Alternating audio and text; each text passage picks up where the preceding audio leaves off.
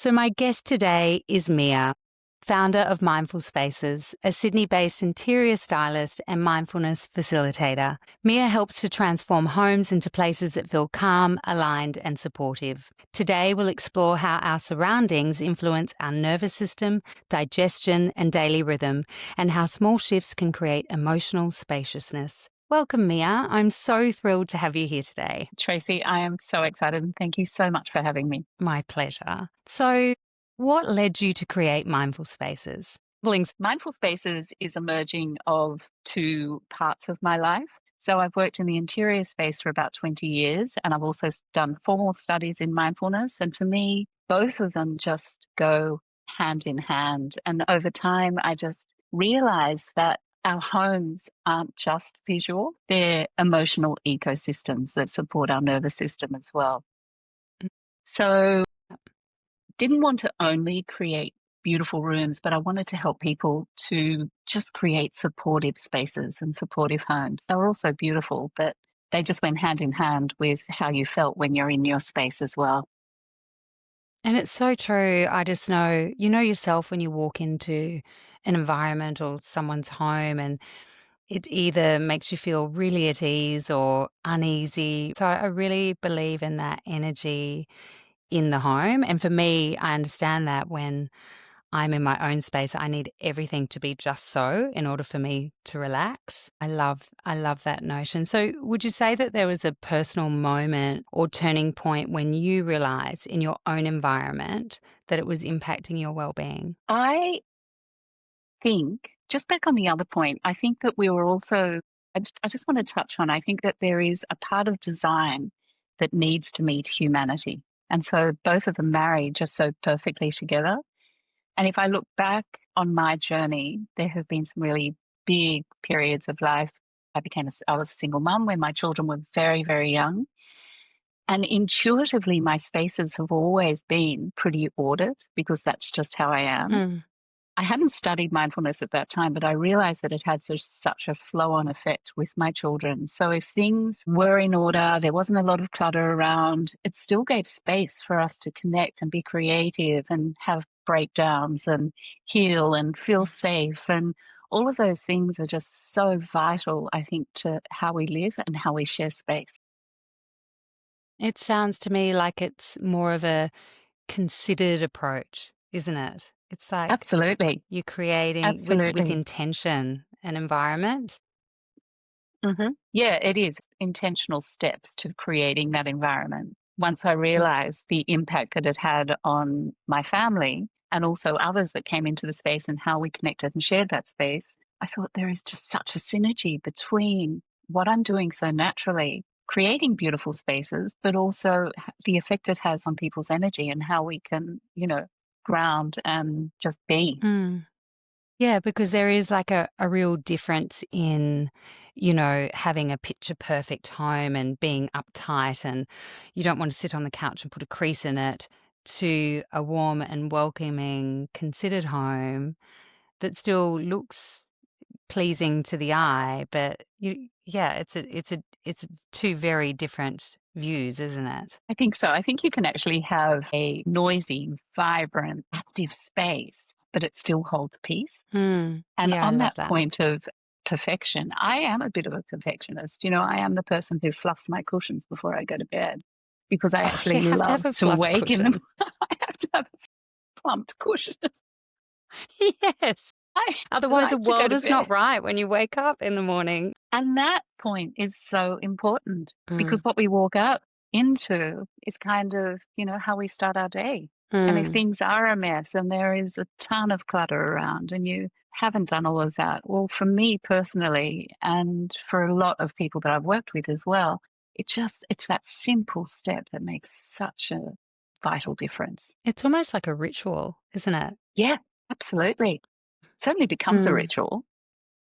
And one mm. that I don't mind doing. Calming. It doesn't feel like a chore because I know the effects of those steps. Yeah. And so you've written a children's book, Mindful Mimi. How did that come to life? So Mindful Mimi and the Golden Key was written a couple of years ago. In fact, I had the thought process many years before that, because I thought what I lacked in my childhood and what wasn't around when my children, who are now 28 and 24, were words that would help children and resonate with children in a way that they could learn practices as well. So I started making notes many years ago, and then I thought I just hadn't written a book before, but just went straight into it and wrote Mindful Mimi and the Golden Key, and that was a beautiful process. And it takes children on an enchanting journey with the protagonist, who is Mimi, and she's dealing with something quite big in her world. And she and her faithful companion enter this space, which is called Perea, and she meets this mindfulness coach who is an owl who takes her on this magical journey. And Mm. then she ends up coming home and sharing this fantasy. It could be a fantasy, but it's just a beautiful way of connecting how you can settle those feelings as a child, and that you're in control of your Mm. inner peace as well. Or you have the tools, simple, small tools that will just help regulate how you feel. And allowing those feelings to come up, and it's normal, not suppressing them, but sort of sitting with the Absolutely. feelings. I love Yeah. that. You need to write Yeah. an adult's book on that too, Mia. Grown up Mimi. I really enjoyed writing it, and it's ready to sort of, share with the world. That's what I've got to do. Stage 2. Love that. And so, Mm. how does that message of mindfulness and emotional awareness connect with the work you do in people's homes today? In Okay, aligning that and how that is developed within the book, there's a part of the book where Mimi comes home and she's been given this beautiful gift of a soft velvet cushion, and she places it in her room and creates a cozy, quiet corner. And every morning she'll sit on that cushion for a minute, just in stillness and internally just reflecting on what she's grateful for, or just Mm. taking a moment out. So I think that if I could combine anything that I've done in my work in interiors and bring that into the book, that would resonate enormously. Just the fact that we can create a corner where we can actually just know that when we're there, it's for a reason, and it's to be still, it's to pause, Mm. it's Mm. It's time out. time to quiet. Yeah, I love that. And so, for someone hearing mindful space for the first time, for the people that might think that mindfulness or mindful spaces is a bit woo woo, how would you describe it? I would say mindful spaces is about creating internal spaces and also interior spaces that support humanity. Mm. And there is a great crossover with both of them. So, how I've combined it with my work and my study, is just recognizing what supports people within their own environments. And, when you combine that with small practices, not enforced practices, practices that are just micro moments that you can click into, whether it's taking some time out, whether it's pausing, whether it's taking a breath when you need to, whether it's making sure, you know, your benches are clear before you start the day in Mm. the kitchen, for example, or just simple little practices that will just ground you. They're intentional and they connect you back to yourself. And so to create the spaces is one thing, but to also integrate gentle practices is another. Well, you definitely translate calm for me, just in the way that we're It's so even having the lovely to hear. conversation right now. But I know I can feel that in environments that I've been in, whether it be Dollar General, your previous business, just, you just have this sort of set, and it invites in that beautiful calm and connection feeling. So I love I that about appreciate you. hearing that. Do you think that our spaces hold energy? Because I certainly do. I think that they do. And I think that 100%. everything that I've created, and also that would go into the businesses you create, not just your Mm, homes, but yes. everything you create, you've got to consider that every space holds that energy. Yeah. So, what would be the key principles when helping someone reconnect to their home? Key principles for connecting to your home. I think that homes have to be authentic spaces. So when I'm working with a client, I don't ever want to impart a cookie cutter approach to how their environment should be. And I think developing that connection with the people that I'm working with is crucial.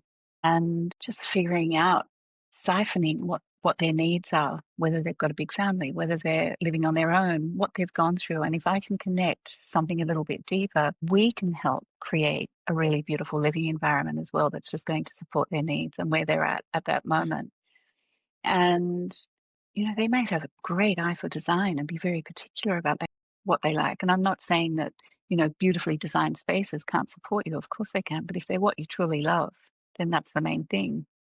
But Yeah, I it has think to be a reflection of yourself, right? absolutely, without doubt, I have been into some of the most amazing homes and environments that, some of them are the most humble.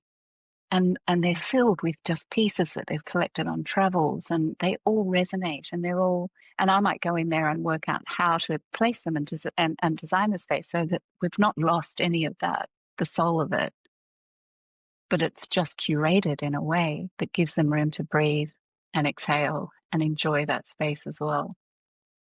I was on your Instagram this morning and I was having a Mhm. look through, and I loved a post that I wanted to touch on your 92-year-old client. And it was such a beautiful post. And it spoke about her selling her 3-level home and you wanting to honor her journey. Can you speak to me about that particular Oh, client? she's amazing. She's an incredible woman. She is 92, and she lived on her own with her rescued greyhound, and on literally huge 3-level home in Sydney, and she'd get around on her walker, managed brilliantly. Her mind was just so in tune with all of her needs, and she had made the decision that she needed to downsize, and it was her decision. It wasn't forced on her. She was ready. Her time was right. And so I went Mm. in and helped curate the environment before it was sold. And we worked so beautifully together. And then I helped her transition into her aged care facility. So that meant Mm. going through 3 levels of her life and working side by side with her to work out what was precious, what needed to be taken there, what she couldn't live without, and how we were going to virtually create a space that still resonated with her in an environment that she wasn't used to living in. She has Wow, made I that wish I had have transition. seen the photos to that because I can imagine it would have been quite an eclectic. Absolutely. So Mm. eclectic. And I'm still Mm. in touch with her now and still doing work for her. And it's so interesting. I only yesterday did exactly the same thing with a 93-year-old woman who has just transitioned into aged care living. She is so lucid. She's just inspiring. She is sharp as a tack. She was lived in a beautiful apartment and became ill earlier this year and made the decision again herself. I adore these women. I adore the Mm. conversations that we have. I In love their own working so time. closely with them in their own time, and beautiful, beautiful home, glorious artwork, glorious furniture. She is now in an aged care place. It's beautiful. Her room is really lovely. And I worked with her to go through her entire wardrobe, to go through all of her furnishings, to pick things that she truly loved, really resonated with her, all of her artwork. I said, do you want to just choose some or bring all of it? She said, what do you think, Mira? I said, bring it all. Bring everything you want. And I will make sure that that room speaks to you and feels like home. So we did that yesterday, Mm. and it was amazing. It was just such a beautiful outcome. And you walk into her room now and it's just, I love it. Absolutely adore it. Special opportunity to do that with somebody that's lived such a full life, and then to Yeah. and we accumulate so many things along the way, but I'd imagine it's easier to shed a lot of our material things as we get older, right? You would Oh, just have your few favorites. We accumulate, and then as we get older, we wanna sort of cut back a little, but then at 92, I'd imagine you'd be quite oh no, she was selective amazing. She about. was saying, look, I've changed the palette of what I'll be wearing. So I'll stick to grey, black, white, and navy. And then we went to her bags Go and she'd her. say, I've got a black Chanel up there. I'll take that. Also a navy and a grey. Leave the others. Don't need those. I've gone off camel. I She like was this woman. just so I have to clear. meet She's her. amazing. Oh my God, Trace, you would love her. She's just I love that. incredible. But also a huge journey for the family as well, Mm. because we're in there working in this very personal space. And it is such a privilege to work in people's homes. and to be Mm. part of that energy. And I never, ever take that for granted. So, in terms of clutter, how does clutter or a visually busy space affect the nervous system and things like rest, tension, or energy? Oh, there are so many studies on this, and it is so true. So it Mm, is, scientifically backed that clutter and chaos has a huge impact on your nervous energy. And I think that I'm not saying strip away the creativity of the home, because I do mm, believe that things can be organized, that you're not living a minimalist life, and you're not living without. It's just order where order needs to happen. And we all have too much at mm. the end of I the day. agree. Because once you start clearing spaces, you feel your energy shift for the Yeah, better. I know when I clean my wardrobe out, I'm Yeah. like, right, I'm going to do a big cull. And, and then it's tiny. And then the next time I do it, it's quite big. It's so cathartic. You just feel a bit more Lighter. free, right? Yes. Yeah. Just, we get weighed down by all this stuff. And I think a good clean out of everything is, whether it be kitchen or garage or wardrobe, it's just, yeah, it's good to sort of streamline your I think you can space. start small. I mean, look at a woman's handbag is usually just full to the brim with things that you don't even know what's at the bottom of it. If Not you're not a mine. clutter decluttering expert, why not? No, I I refuse to have those love. big handbags. Yeah, absolutely. I think it's really nice to know where things are. And Me on too. kitchen, I make it an absolute ritual in the evening that my kitchen space is clean. The benches are cleared. I generally wipe down with something beautiful like lavender water or eucalyptus, something really natural that just leaves that glorious scent. Is And that when I before walk in you there, start cooking or no, this is after just when at I the end of the night? finish at the end of the evening. Okay. It's kind of like my little cleansing ritual in the kitchen. Mm. Because when I start my day, we usually start our day in the kitchen. We're in there preparing or swallowing our supplements, making our smoothie, whatever. And I think to have an ordered kitchen, a clean kitchen, a space that you walk in and you know where everything is. You open your fridge and you can see your produce as opposed to having to, dig to the back of the fridge to grab something. I think that all Mm. has, you would probably know this better than I, but I think to have all of those things in a manner that just feels accessible and clean and tidy and ordered makes you grab the things that are going to nourish you as opposed to sort of feeling that you're entering a chaotic mess and have no idea what you're about to make or do. Well, on that note, on a chaotic mess, I have a 19-year-old son that likes to sort of snack at about 11 o'clock at night when everyone else is Uh-huh. sleeping. Often, not all the time, but often, I come down to greasy fry pans and, Oh a my sticky God, there's bench. nothing And it worse. is like, oh, I get so mad. But not all the time. I mean, he's working in the kitchen now as a chef, so it's all, he's getting the hang of it. But I feel like if I've done a market shop, let's say, and I've got some a bunch of basil and some herbs, and you put them in a little jar on the bench top, and you have your fruit laid out, and when it's sort of orderly like that, that inspires me to get into the kitchen and cook. And so, would you say that the energy flow in a kitchen really impacts our food choices and what we eat or what we don't I eat? would 100% say so. Yeah. Mm, Because again, it comes mm, down to that, chaotic energy as opposed to an energy that just resonates. And as you said, you can do the most beautiful things, stylize a kitchen in mm, a way that you're actually using what you bring, like buying your beautiful herbs and putting them in glorious jars and having your fruit, just so, mm. and using beautiful bowls or stands to place them, keeping the grease off the kitchen benches and the stoves. And yes, I think that truly does sort of impact on how you feel and you make better choices. Maybe I should just get I rid of know the that, children and live alone. you see, I live alone at the moment. My children have left home. So I'm speaking from a You've got space of a, really clean you know, kitchen all the almost time. 60-year-old woman who is, believe you me, my space is creative. It is not, I'm by no means a soul who doesn't have anything that I can't touch, feel, or be part of. Mm. No, but it does help with making perhaps better choices in the kitchen around hydration and what we put into our bodies, having that mindfulness, creating that space, it is the Mm. central hub of the home. So it's nice to have it clean and orderly and visually appealing in order to make the correct food choices moving forward. Yeah, better choices for teenagers when your fridge is full of all, nutritionally fabulous stuff and high, water and all of those things. They Mm, would tend to grab for those as opposed to anything else, perhaps. mm. Yeah. So if we talk about bathrooms and Mhm. skincare rituals, Mhm. so what's one way to create a nurturing vanity morning evening skincare corner that invites calm rather than rush, focusing on that self reconnection?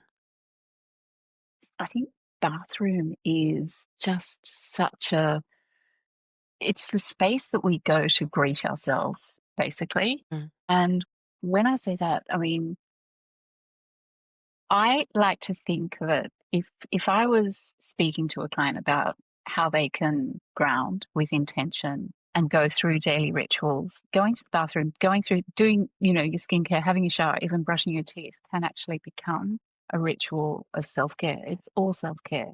You can connect further by pausing, brushing your teeth, the water's running. Concentrate on the water, concentrate on what you're doing, and just be present in that moment. And also show a bit of gratitude for the fact that we have running water. We have, we have beautiful products that we can put on our skin and use in the shower. And but to connect it so it's not just a ritual of superficial care, it can actually connect a little bit deeper when you attach a mindful practice to it as well. So stand yeah, I under the love shower. that. I often, if I'm rushing in the morning and I know I've got to get out, I will stand under the shower and I will just express 5 things that I'm grateful for. And I use that Mm. moment. It's like a cue. It's like evening pampering, light that candle, not just for the room to smell beautiful, but as a signal that it's time to switch off. I So love then you those get into the rituals. practice of that. Every time you go to light that candle, it is your signal that it's now your time. It's your time to be quiet, to just do what you need to do in order to separate yourself from the busyness of the world. Yeah, it's like you said, you're starting the day with that sort of self reconnection and ending the day with that self reconnection and having those elements like a candle and soft lighting, not sort of fluorescent lighting and, things that you don't like. Again, perhaps it's Absolutely. putting a pot plant in your bathroom or some greenery or something that's going to. Yeah. I mean, I always like to have fresh flowers in the bathroom. I always Mm. love to have something that's in season and smells. I'm a sensory person, and I just love to have this soft, gentle scent of something quite beautiful in the bathroom and a candle. So it's tapping into all those senses of Mm. smell and what about sound? Do you have music playing? Sound. Sometimes I choose not to have anything because I quite Mhm. like that. If I'm talking about design, I call it negative space.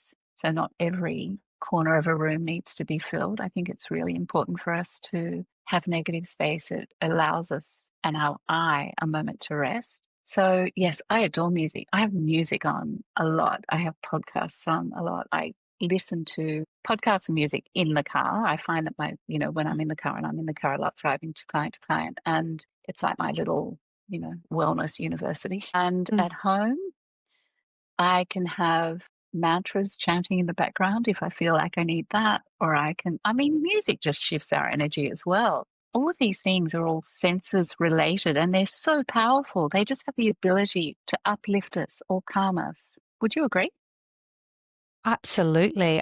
That just took me back to when I was about 19. I was living on my own in Queensland in this sort of it was like a duplex, a wooden old Queenslander home, and I had these wooden chimes that were hanging out the front door. And gosh, I love that sound on a soft, little bit of a breezy day.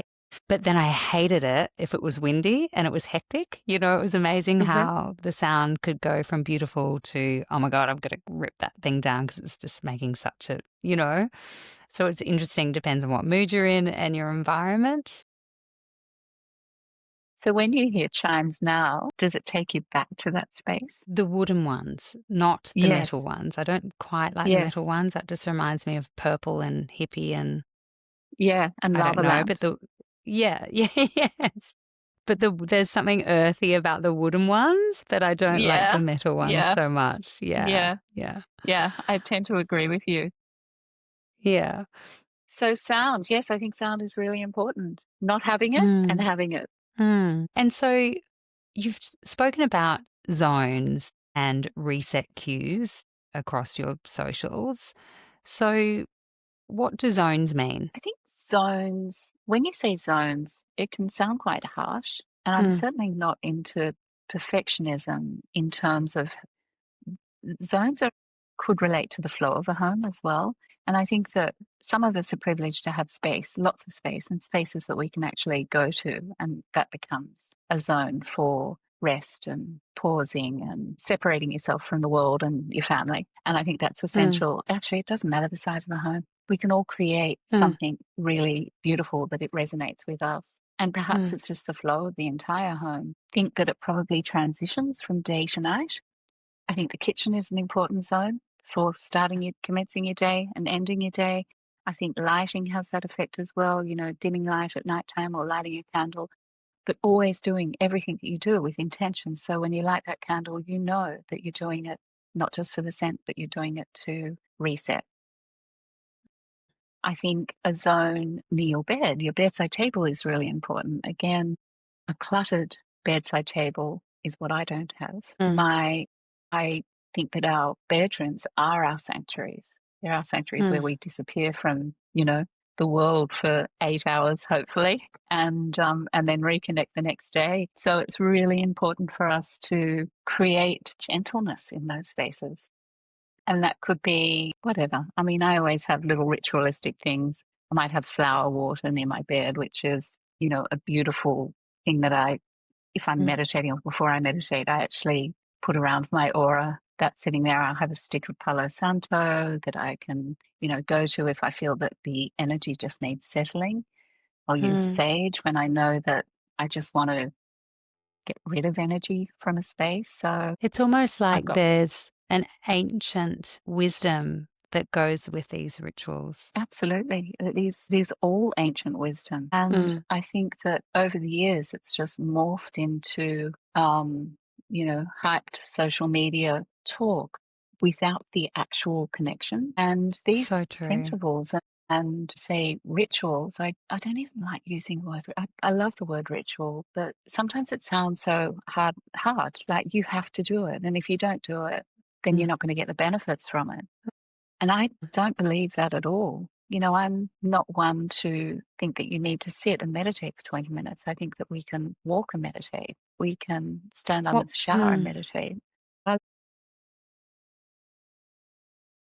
What I'm thinking, instead of replacing the word ritual, it's almost like right at the beginning we spoke about the intention and purpose. mm, It's mm, like slowing mm. down and connecting and being really mindful in the way that you approach living, right? Yeah, When we're busy and we're on our phones, we're on absolutely. our screens and everything's hectic, it's like, right, okay, tomorrow, what's on tomorrow? I've got to do this, right? What's on today? And we're like Yeah, that from the moment we wake yeah, up to the moment we go to yeah, bed. But it's sort of yeah. almost like meditating while you're awake. It's just this intention of being purposeful in the way Yes. you go about your day. Yeah. You know, I look forward to my evenings where I walk my dog every evening, and I love to do that. I love walking with people, but I also just love the solitude of walking on my own and using that as a way of connecting with nature. I mean, I always notice what's going on around me. And at the moment, you know, Sydney is just awash with purple. The jacarandas are blooming Isn't everywhere. it? The It's jacarandas. just heavenly, isn't it? It And really is just the scent and the visual. noticing, yeah, yes. So even moments like that become a way of just grounding and with intention and just supporting your nervous energy as well. If you have a busy client, like someone that's sort of, fast and moving 100 miles an hour and, wanting a sort of some change in their home, something that's going to create a little bit of calm and create a beautiful energy flow in their home, what would be one or two ways that you would get them to help Well, firstly, I'd reset? really like to connect with them and just work out truly what it is, why perhaps they need to be operating on that level of energy to start with, Mm. whether they have implemented any personal, like easy goals throughout the day, and things that are Mm. really achievable, assisting with journaling, writing things down, getting all of that clutter out of your head and onto paper. I would 9 times out of 10 imagine that their spaces feel quite disconnected to them. So they're probably, I'm not saying that their homes are not beautiful, but there's a disconnect in how they see their space. It becomes just a function as opposed to a space that is, their safe haven, a place that they can actually Sanctuary. exhale. Yeah. And then look at how we can make some simple changes. I would probably always suggest that they just take some time out for themselves and engage with their home on a different level. Probably also buy some Palo Santo and Big start. smudge stick. Yeah. Absolutely. I don't know. There are just so many. That's the beauty of this way of design. Mindful by design. You can have beautiful things, but if there's a connection and an overflow of sort of mindfulness in how you're engaging and not reacting. Mm. So I was going to touch on even you spoke about lighting before, and I think that's a really important factor. Just even having, in some homes, how a lot of them have downlights, and Mm, downlights, I mm. find it, I mean, they might be nice for jewelry, but apart from that, I find them just a bit harsh. Really harsh. Yeah. So just strategically putting lamps around your home with a dull bulb can create a different A different environment from the effect. harsh Yeah, a different lighting. environment. You're absolutely right. And I think that, again, we can make choices with lighting. Some of us don't get, there are so many people who don't get a choice of what lighting are in their homes as well. Mm, But you can always add a lamp or add a candle and not have that harsh lighting on that feels like you're in a clinic as mm. opposed to, the gentleness of your space. And I also agree. I think it's just so, so important. It has a big impact on us, particularly transitioning from throughout the day into the evening. And Yeah. again, that lighting can truly signal time to unwind, time to Mm. connect. I mean, I'm a big one for natural light. I don't close my curtains at nighttime, for example. So I love to fall asleep under the big full moon last night. That was pretty intense. How And then bright was it? oh my God, it's just so gorgeous. It literally lights up everything. Another It was connection to like a nature. spotlight. Yes. Yeah. It's Yeah. incredible. And I love waking as the sun rises as well. Mm. So, evening time, yes, we can set artificial light and use different globes so that they're not harsh white lights, softer yellow globes. Mm. All of those sort of things make a huge difference. And strategically Mm. placed lamps, I think that's absolutely Mm. spot on. So, Mia, I love to finish with some reflection and reconnection questions. Hmm. What's one practice or ritual that helps you reconnect with yourself when life feels noisy? Okay. One would be hand on heart, a beautiful breath, and just come back to Mm. self. Yeah, gosh, it's quite powerful, isn't it? I It is. notice that, and I've noticed it in my kids or clients when you can tell that they're operating up in their high chest part and not down in their belly. And when you just do the simple act of taking a big, deep breath in through your nose and then out through your mouth, you just instantly feel reconnected to yourself. So, yeah, I love Mm, that. I love the mm, hand on mm. heart. Yes, it does take us out of our headspace, doesn't it? Yeah. And what has your body taught you about yourself? Body has taught me about myself that going at a slower pace and being intentional about the pace that we actually go at, like connecting to a more gentle, slower pace doesn't mean that you're being less productive. For me, it feels like you are engaging deeply within yourself and being less reactive. Yeah, that's key. And what does living from the inside out mean to you? I think living from the inside out is having an absolute understanding of mind-heart connection. It's a really big question, actually. I've never seen you lost for words. I know Maybe it's reframing it of living as a whole. What does living as a whole mean to you? that we have the ability to create spaces within us that enable us to return to ourselves. That was beautiful. Sometimes questions just need a little reframing, but I love that. Absolutely. And lastly, if our listeners could take one thing from today's conversation, what would you hope it to be? To look at life through softer lenses and also know that you have the ability within yourself to always come back to yourself. I love that. And again, that just loops back to that original word, intention. I think the Absolutely. intention is word of the day today. Mia, thank you so much for joining me and for reminding us that creating mindful spaces is really about creating mindful lives. Where can we find you and follow your work? Well, I have on Instagram at the Mia Cipolla, and you can find my work at www.mindfulspaces.com. Lovely. Thank you. I loved today. Been so beautiful connecting with you. Thank you.